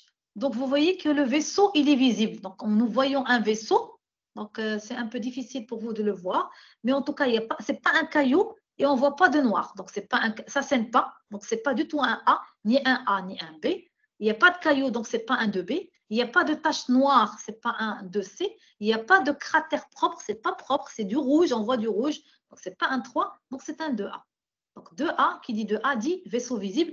Et là aussi, c'est comme le type 1, que ce soit un A ou un B, il faut intervenir sur le plan endoscopique pour arrêter le saignement. Et le 2A, bien sûr, il y a un risque. Il y a un risque si on n'intervient pas, que ça redevienne un 1A ou un 1B. Alors, l'image endoscopique, à droite, vous voyez donc au fond, donc il y a plusieurs ulcérations, il y a de gros plis, probablement qu'on est au niveau du bulbe, d'accord? Et au fond, nous voyons un gros caillot, vous voyez? Donc, c'est un gros caillot qui ferme pratiquement la lumière duodénale, puisqu'on est au niveau du bulbe duodénal. C'est un caillot adhérent, c'est un caillot sanguin. Donc, comme j'ai dit tout à l'heure, c'est un 2B. Alors, il y a des équipes qui sont pour enlever le caillot et agir sur le plan endoscopique, d'ailleurs. Mais ça sous-entend que l'équipe qui va intervenir, l'endoscopiste, doit avoir tout le matériel à disposition et bien sûr doit être expert et compétent pour pouvoir arrêter cette hémorragie, parce que si on enlève le caillot et l'hémorragie active reprend et on n'a pas les moyens à disposition ou le médecin n'est pas assez compétent pour l'hémorragie, on peut perdre le malade, il peut décéder, d'accord? Par donc état de choc hémorragique. Et en fait, la plupart des équipes, et d'ailleurs notre équipe, en tout cas à l'hôpital, elle est pour laisser tranquille ce caillot et surveiller. C'est ce qu'on appelle en anglais wait and see. Donc, on laisse tranquille, on laisse en place le caillot et on espère, on surveille cliniquement, on garde le malade en hospitalisation et on espère qu'il va passer, cicatriser, c'est-à-dire arrêter de saigner et passer au stade 3, au type 3. Alors là, sur cette diapositive, nous voyons le type 2C de la classification de Forest. Donc, vous voyez il y a le fond, le cratère qui est donc blanc jaunâtre, mais il y a, vous voyez, comme des taches noirâtres. Donc, c'est le type 2C. Donc, est complètement à droite. Donc, vous voyez le type 3. Donc, vous voyez, le fond, il est propre. C'est comme ce que j'ai mis au départ pour illustrer l'ulcère gastro-duodénal. Donc, il n'y a pas de caillots, il n'y a pas de taches noirâtres, il n'y a pas de vaisseau visible, ça ne saigne pas de manière active. Donc, c'est un fond propre et c'est un type 3. Alors, deuxième complication, c'est la perforation. Là, c'est une urgence chirurgicale puisque alors tout à l'heure, on a dit l'hémorragie digestive, c'est une urgence médico-chirurgicale. Pourquoi? Parce qu'il y a à la fois la prise en charge par le gastro-entérologue, l'endoscopiste, mais si l'endoscopiste n'arrive pas à faire une hémostase endoscopique, c'est le chirurgien qui va intervenir pour arrêter l'hémorragie. Alors qu'en matière de perforation, c'est uniquement le chirurgien qui va intervenir pour justement suturer et fermer cette perforation. Alors, les facteurs favorisants, ce sont les anti-inflammatoires non stéroïdiens qui doivent être recherchés à l'interrogatoire. Alors, comment se fait cette perforation? L'ulcération, elle va gagner la séreuse, donc c'est-à-dire la dernière couche, la quatrième couche de la muqueuse gastro-duodénale, et elle va établir une communication entre l'estomac ou le duodénum, donc tout dépend du siège de l'ulcère, et le péritoine. Donc, cette perforation, elle peut se faire soit au contact d'un organe de voisinage, particulièrement le pancréas. Donc, le pancréas, comme vous le savez, c'est un organe solide qui est vraiment postérieur, profond et qui siège en arrière, donc en arrière de l'estomac. Et c'est ce qu'on appelle, lorsqu'il y a une perforation au contact d'un organe, ça va donner un tableau d'ulcère perforé bouché. Ça ne va pas donner un tableau de péritonite, d'accord, mais c'est un tableau d'ulcère perforé bouché. Et donc, bien sûr, là, il y a le diagnostic va être fait par l'endoscopie en premier, d'accord? Mais pour signer le diagnostic, c'est le scanner qui va nous dire, voilà, c'est un ulcère gastrique, par exemple, mais qui est perforé, ou c'est un ulcère bulbaire qui est perforé et bouché. Voilà. Là, c'est une prise en charge qui est chirurgicale.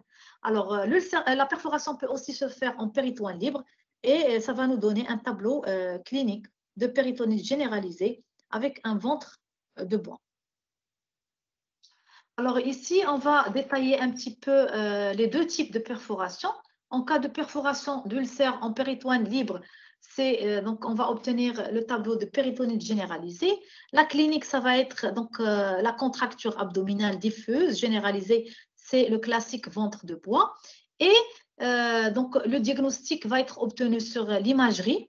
Donc nous pouvons commencer par un abdomen sans préparation, debout, ou par ce qu'on appelle une radio de poumon qui va prendre les coupoles diaphragmatiques et le diagnostic de péritonite généralisée de l'ulcère.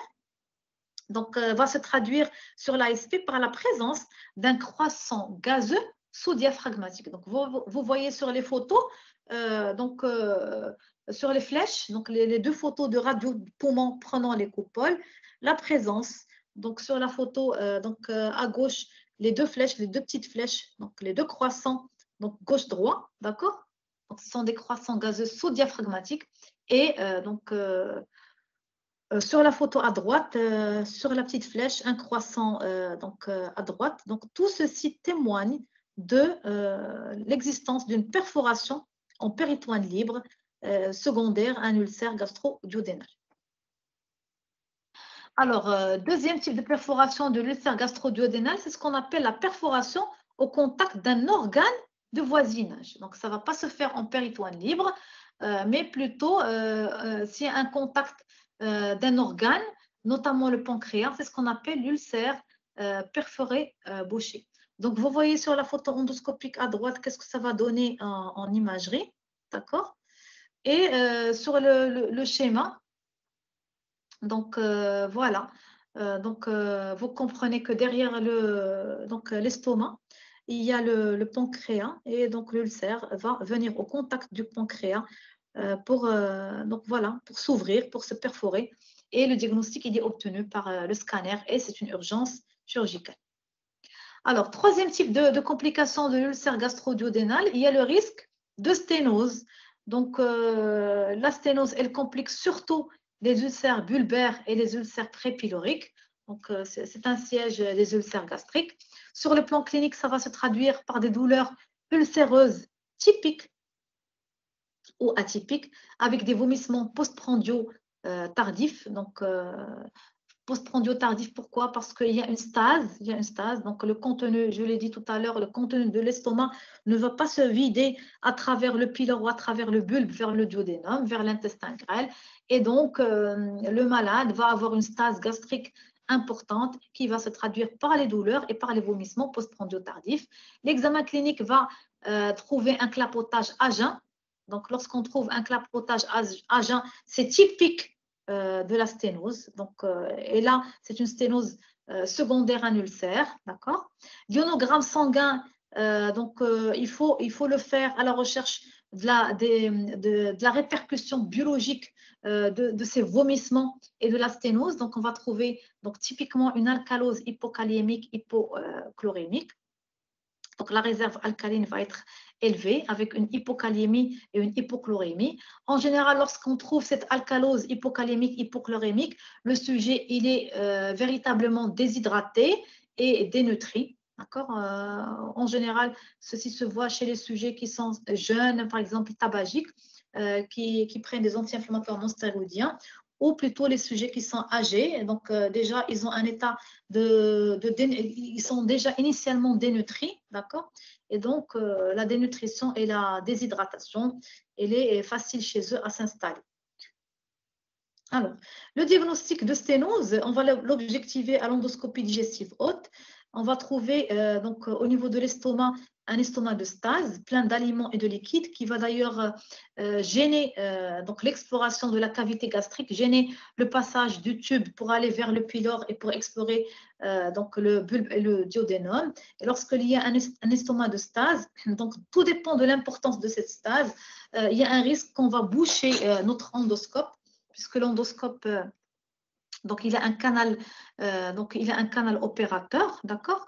Et donc c'est des petits canaux, et donc lorsqu'il y a des résidus d'aliments ou de liquides, lorsqu'on aspire, lorsqu'on va aspirer pour pouvoir justement compléter notre examen endoscopique et pour bien donc objectiver la muqueuse et pour voir s'il y a des ulcères ou pas, on risque de boucher l'endoscope. Donc il faut aller vraiment, c'est-à-dire de manière c'est-à-dire il faut aller de manière attentive et avec donc précaution.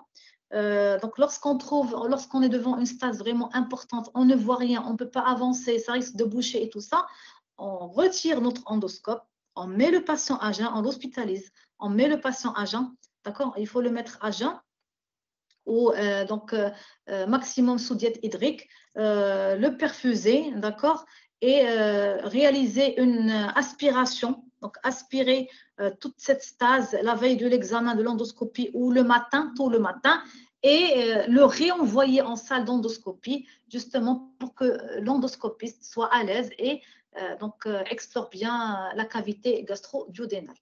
Alors, l'endoscopie, c'est elle qui va faire le diagnostic. Elle va voir cette sténose qui peut siéger soit au niveau du bulbe, et donc on ne va pas pouvoir traverser, franchir le pylore pour aller vers le bulbe, soit on va franchir le pylore et ne pas pouvoir, c'est-à-dire explorer le bulbe, ne pas pouvoir franchir le bulbe pour explorer le D1, le D2. Donc, c'est ce qu'on appelle pylorobulbaire. C'est lorsque la sténose elle siège au niveau du pylore, donc le pylore il est fermé, donc on n'arrive pas à franchir et à explorer le bulbe. Ça, c'est ce qu'on appelle la sténose pylorobulbaire.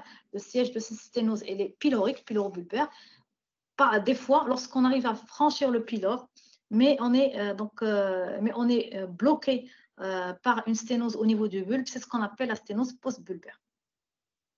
Alors, cette sténose, il y a deux types de sténose sur le plan évolutif. Ça peut être soit une sténose inflammatoire, de type inflammatoire, ça veut dire que c'est une sténose qui est récente, qui vient de s'installer, et donc il y a beaucoup d'inflammation, beaucoup d'œdème, beaucoup de gros plis, qui a rendu que, voilà, la lumière, elle est sténosée, elle est fermée. Et en général, devant une sténose de type inflammatoire, c'est une sténose qui est réversible par simple traitement médical, que ce soit un traitement par IPP ou un traitement par IPP associé à un traitement d'éradication des Helicobacter pylori. Donc, bien sûr, donc, je ne vais pas répéter que même lorsqu'il y a une hémorragie, ulcère hémorragique, on va faire la qualification de Forest. Même s'il y a une sténose, donc ce sont des urgences, si on veut dire, médico-chirurgicales, toujours rechercher l'Helicobacter pylori. D'accord? Donc, inflammatoire, elle peut être réversible par un traitement médical, IPP, plus ou moins traitement anti-Helicobacter pylori. Alors, si la sténose elle est fibreuse, c'est-à-dire qu'en général, c'est une sténose qui est ancienne, qui a largement mis du temps, elle est installée depuis longtemps, et donc l'inflammation, elle n'est plus là, donc il n'y a plus d'inflammation, mais elle est remplacée par de la fibrose. Alors là, la sténose, en général, elle est irréversible, c'est-à-dire on ne va pas pouvoir la rendre réversible par un simple traitement médical. Là, il faut absolument l'intervention soit d'un traitement endoscopique, d'accord? Donc, tout dépend de l'expertise de l'endoscopiste et du matériel, soit d'emblée un traitement endoscopique. En cas de succès, c'est très bien. Bien sûr, ce traitement endoscopique doit être associé au traitement médical. Donc, IPP, plus ou moins traitement anti-Helicobacter pylori, traitement anti-HP.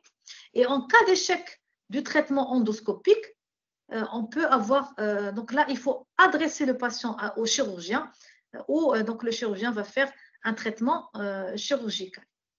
Voilà. Alors, quatrième type de complication, donc c'est la cancérisation. Et là, c'est une complication qui est à retenir. Pourquoi? Parce que l'ulcère gastrique, il y a toujours le risque de cancer, donc secondaire à un ulcère gastrique. L'ulcère gastrique, il peut cancériser, donc il va donner l'adénocarcinome, d'accord? Alors que l'ulcère duodénal ne cancérise jamais. Donc ça, c'est la grande différence entre gastrique et duodénal. C'est pour ça qu'on fait des biopsies des berges de l'ulcère gastrique, alors que pour l'ulcère duodénal, on ne fait pas de biopsie, mais on fait des biopsies uniquement pour rechercher l'infection à Helicobacter pylori. Alors, sur le plan clinique, cette cancérisation, elle va se traduire par des épigastralgies permanentes. Ce ne sont pas des épigastralgies, on va dire, périodiques, cycliques, c'est des épigastralgies permanentes qui vont accompagner le malade du matin au soir, tous les jours, d'accord, avec installation d'une altération de l'état général, un type d'amaigrissement, anorexie et asthénie. Alors, le diagnostic de l'ulcère, donc de la cancérisation de l'ulcère gastrique, il se fait par l'endoscopie. Donc, toujours l'endoscopie, elle va permettre d'objectiver l'ulcère. Alors, l'ulcère cancérisé, il va se traduire en endoscopie par des berges irrégulières. Donc, ce sont des berges irrégulières, bourgeonnantes, d'accord? Et mais même si on voit cet aspect à l'endoscopie, on ne peut pas signer à 100% que c'est un ulcère qui a dégénéré ou c'est un ulcère qui a cancérisé. Obligatoirement, il faut faire des biopsies et c'est l'anapathe qui va nous dire s'agit-il ou pas d'un cancer de l'estomac, d'un ulcère qui a cancérisé. Alors, les biopsies, elles doivent être multiples. Au minimum, il faut faire 10 biopsies. Donc, 10 biopsies des berges de l'ulcère, c'est pour ça que j'ai mis multiples. Il ne faut pas faire 2, 3 ou 4, d'accord? Parce que donc, si on fait 2, 3 ou 4, c'est possible que la biopsie n'est pas tombée sur les cellules malignes, d'accord? C'est pour ça qu'il faut multiplier et donc faire en des points donc multiples autour des berges de l'ulcère. Et ce sont les biopsies qui vont poser le diagnostic. Elles sont indispensables initialement, c'est-à-dire lors d'une endoscopie initiale de diagnostic de l'ulcère gastro-duodénal. Il faut faire ces biopsies, d'accord? Et il faut contrôler endoscopiquement cet ulcère gastrique après traitement, après fin de traitement, il faut faire aussi des biopsies. Alors, c'est quoi le diagnostic différentiel entre ulcère cancérisé et cancer gastrique ulcériforme? C'est-à-dire que, un patient qui va se présenter la première fois avec des douleurs, avec altération de l'état général, on va lui faire donc une fibroscopie, on va donc voir un aspect d'ulcère. Donc là, il faut faire des biopsies des berges d'ulcère, mais des fois, la différence, elle est vraiment très difficile à faire entre un ulcère gastrique qui a cancérisé, je ne sais pas moi, soit d'emblée, d'accord, soit d'emblée, ou le patient, il a tardé pour consulter et être prise en charge. Et entre-temps, l'ulcère, il a cancérisé. Et entre cancer gastrique dans sa forme ulcériforme, dans sa forme ulcérée. Donc, je ne sais pas si vous avez étudié le cancer gastrique. Je pense qu'il est dans le programme de la pathologie, du module de la pathologie chirurgicale, digestive chirurgicale. En tout cas, il existe plusieurs formes de cancer gastrique, l'ulcéro-bourgeonnant, l'infiltrant, le végétant, d'accord? Et parmi ces formes, si vous voulez, endoscopiques du cancer gastrique, il y a aussi ce qu'on appelle la forme ulcériforme, qui des fois rend difficile le diagnostic différentiel avec l'ulcère gastrique qui a cancérisé. Par contre, ça c'est là je dis difficile lors d'une fibro première. Mais par contre, si un patient il est venu consulter, chez qui on a fait la fibroscopie, d'accord, on a trouvé l'ulcère gastrique, on a fait des biopsies, premières biopsies négatives, il n'y a pas de cancer, on est dans l'ulcère gastrique. On n'est pas dans le cancer gastrique ulcériforme. Et donc, on va le suivre obligatoirement, cliniquement et endoscopiquement par des biopsies, d'accord, pour justement s'assurer que l'ulcère gastrique n'a pas cancérisé, mais qu'il a plutôt cicatrisé et guéri. Alors là, nous allons voir les différentes formes cliniques de l'ulcère gastro-duodénal. Alors, il y a le syndrome de Zollinger-Ellison dont j'ai parlé tout à l'heure. Alors, il faut savoir que le syndrome de Zollinger-Ellison, il est dû à une sécrétion anormale de gastrine par une tumeur, le plus souvent pancréatico-duodénale. Donc, c'est dû à la présence d'une tumeur. C'est ce qu'on appelle une tumeur neuro-endocrine, en l'occurrence un gastrinome. Donc, pourquoi on dit gastrinome? Puisque le gastrinome va libérer de la gastrine, d'accord? Et la gastrine, donc, comme vous le savez, donc, elle est génératrice d'ion H+, et donc ça va entraîner des ulcères, d'accord? Alors, le siège le plus fréquent de ce gastrinome, il peut siéger soit au niveau du duodénum, de la paroi duodénale, soit au niveau du pancréas. Et sachez que en général, cette tumeur, c'est une tumeur de petite taille et qui est parfois de diagnostic difficile. Et le plus souvent, on a recours à des explorations donc de haut niveau pour justement l'objectiver et faire le diagnostic de cette tumeur neuro-endocrine.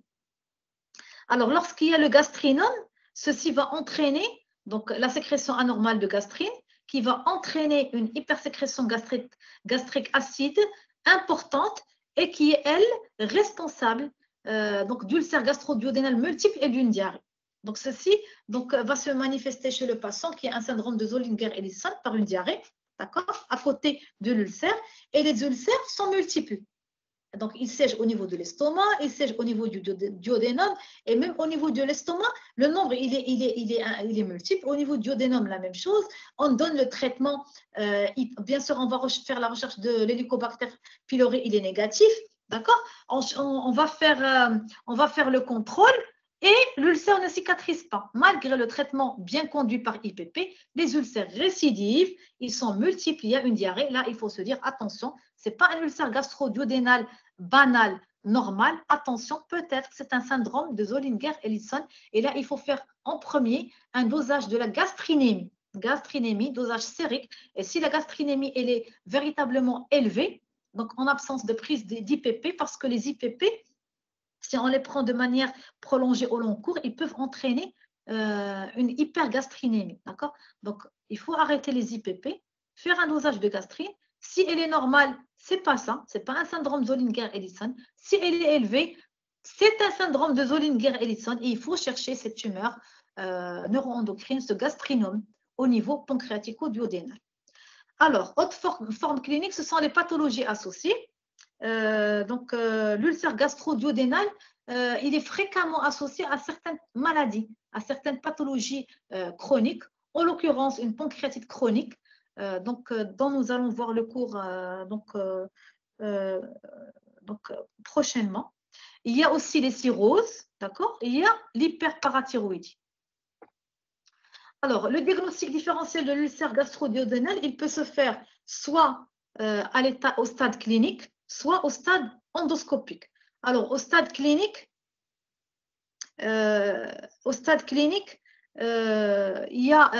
peut se faire soit avec la pathologie pancréatique, soit avec la pathologie biliaire ou encore avec la pathologie hépatique. D'accord? Ça, ce sont les diagnostics différentiels. Voilà, ce sont les diagnostics différentiels au stade clinique de l'ulcère gastro-duodénal.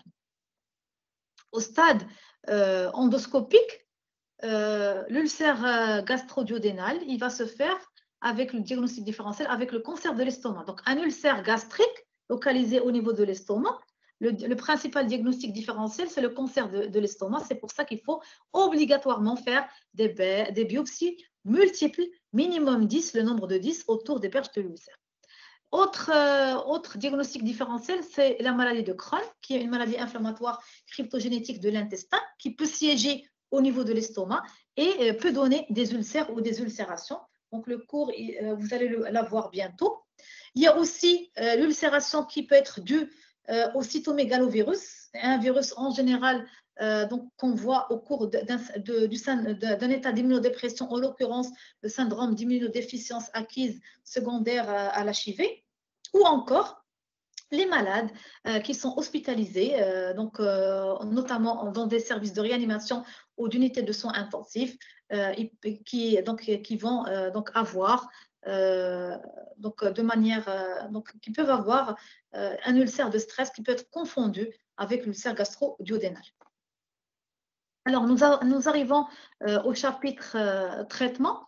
Donc, pour l'ulcère gastro-duodénal, il y a des règles hygiéno-diététiques à conseiller, d'accord, pour tout patient qui souffre et qui porte un ulcère gastro-duodénal bien documenté, c'est-à-dire objectivé à la fibroscopie gastro-duodénale et qui a donc ces biopsies.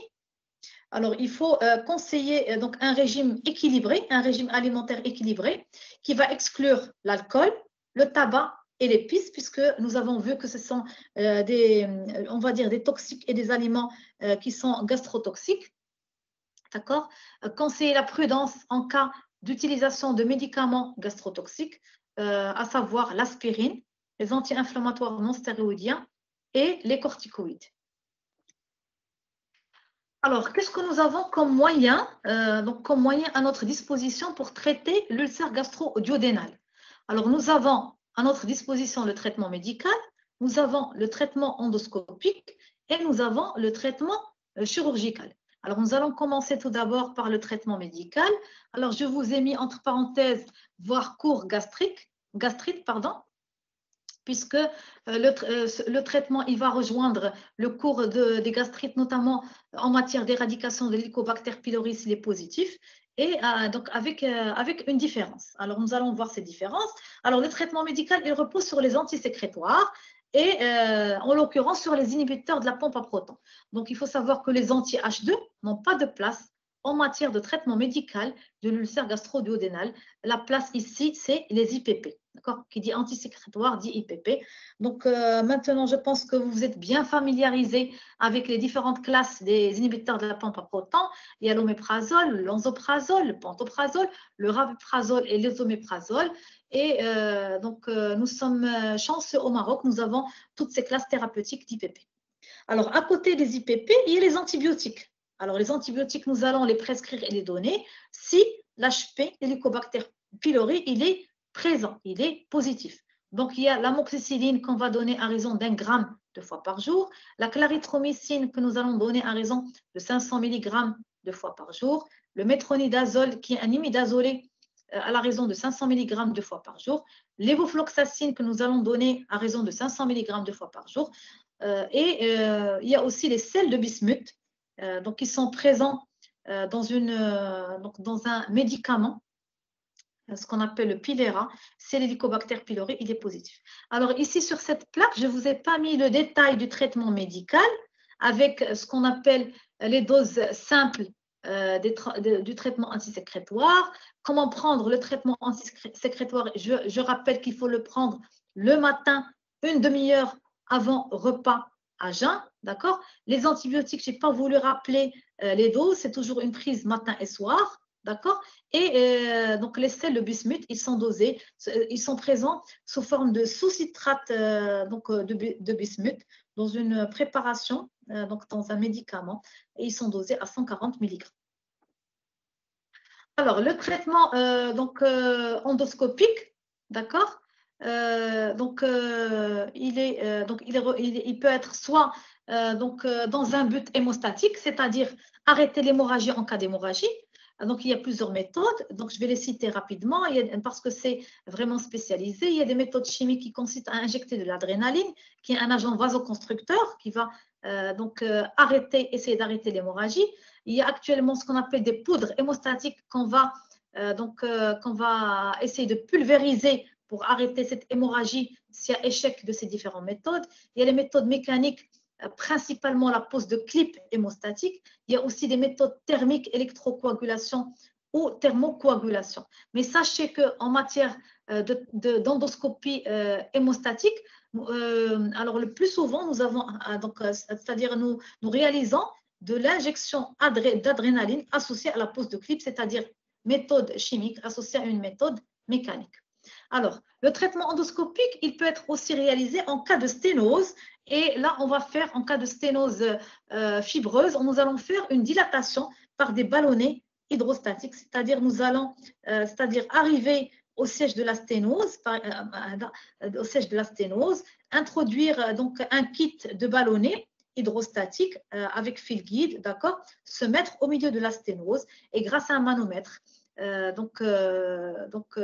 rempli d'air, rempli d'eau, nous allons donc insuffler, d'accord, faire augmenter ce manomètre jusqu'à ce qu'on ait donc une dilatation, c'est-à-dire qu'on va franchir cette sténose. Et cette technique de dilatation, elle est toujours associée au traitement médical. Donc, qui dit traitement médical, soit IPP seul, soit IPP plus ou moins traitement anti-HP. Alors ici, vous voyez la pose de clip dans un ulcère hémorragique. Alors, le traitement chirurgical, ça consiste en soit des interventions de vagotomie qui va supprimer la sécrétion gastrique stimulée par le nerf vague, puisqu'on a dit que la sécrétion gastrique elle est stimulée par le nerf vague. D'accord. Il y a différents types de vagotomie, tronculaire, sélective. Je ne vais que les citer. Je pense que vous allez les voir en détail avec les chirurgiens. Il y a la vagotomie tronculaire, sélective, suprasélective, vagotomie postérieure avec séromyotomie antérieure. Alors, il y a aussi à côté des techniques de vagotomie, des techniques de gastrectomie partielle, particulièrement l'entrectomie, c'est-à-dire on va enlever l'antre. Ça consiste à enlever l'antre où sont localisées les cellules G qui sécrètent la gastrine. Et donc, nous l'avons dit tout à l'heure que la gastrine, elle stimule la sécrétion gastrique acide. Alors, à côté des moyens, nous allons voir donc les indications du traitement. Alors, en cas de traitement, en cas d'ulcère non compliqué, donc l'ulcère lorsqu'il n'est pas compliqué, d'hémorragie, de sténose, bien sûr de perforation, de cancérisation, surtout s'il est gastrique. Alors, nous avons soit que cet ulcère gastro-duodénal, il y a de l'HP, soit qu'il n'y a pas d'HP. Lorsque l'HP il est présent, lorsqu'il est positif, je vous ai mis encore une fois, voire court de gastrite, d'accord? Alors, le traitement à privilégier, c'est le traitement orienté, si la culture ou la PCR elle est réalisée, et en fonction de la sensibilité de la souche Helicobacter pylori, nous allons donner comme base un IPP associé à de l'amoxicilline et on va ajouter un antibiotique selon la souche sensible pendant une durée de 4 jours. Donc, ça peut être soit un IPP 2 fois par jour, matin et soir, associé de l'amoxicilline, matin et soir 1 gramme, soit associé à de la clarithromycine, si la souche elle est sensible à la clarithromycine, soit associée à de la lévofloxacine si la souche elle est résistante à la clarithromycine mais sensible à la lévofloxacine, soit on va donner du métronidazole si la souche HP elle est résistante à la fois à la clarithromycine et au quinolone, à la lévofloxacine, ceci pour une durée de 14 jours. Alors, en l'absence de culture au PCR, soit elle n'est pas réalisée non faite, soit elle n'est pas disponible, d'accord, dans le centre, dans le centre où le médecin exerce, soit on va prescrire une quadrithérapie concomitante pour une durée de 14 jours ou une quadrithérapie bismutée pendant une durée de 10 jours. C'est comme pour le traitement des gastrites chroniques HP positifs. Mais la différence, c'est que à côté du traitement anti-HP, on va associer un traitement d'entretien que nous allons voir par la suite. Alors, la quadrithérapie concomitante, c'est la durée 14 jours, je la rappelle. C'est un IPP, c'est un oméprazole 2 fois par jour, plus amoxicilline, donc les mêmes doses, 1 g x 2, plus clarithromycine, 500 mg x 2, plus métronidazole, 500 mg x 2. Quadrithérapie bismutée, la durée, c'est 10 jours. C'est le Pilera qu'on va donner à raison de 3 gélules 4 fois par jour, en sachant qu'une gélule de Pilera est composée de 140 mg de sous-citrate de bismuth, associé à 125 mg de tétracycline et associé à 125 mg de métronidazole. Et le Pilera, on va l'associer à un IPP double dose. Il faut que ce soit un rabéprazole, dosé à 20 mg matin et soir, soit un ésoméprazole dosé à 40 mg matin et soir. Alors, le Pilera et les antibiotiques, il faut les prendre après repas. Et la dernière gélule de Pilera, il faut la prendre au coucher, d'accord? Alors que l'IPP, toujours, la prise doit être faite 30 minutes à jeun avant repas. Le traitement d'entretien, nous allons le voir. Alors, il faut, après les 14 jours ou les 10 jours de quadrithérapie ou de trithérapie, les 14 jours de trithérapie d'anti-HP, associer un IPP à dose simple. Je vous ai donné un exemple, oméprazole, dosé à 20 mg une fois par jour, le matin, 30 minutes avant repas, d'accord? Pour une durée totale du traitement. Pour l'ulcère duodénal, c'est 4 semaines.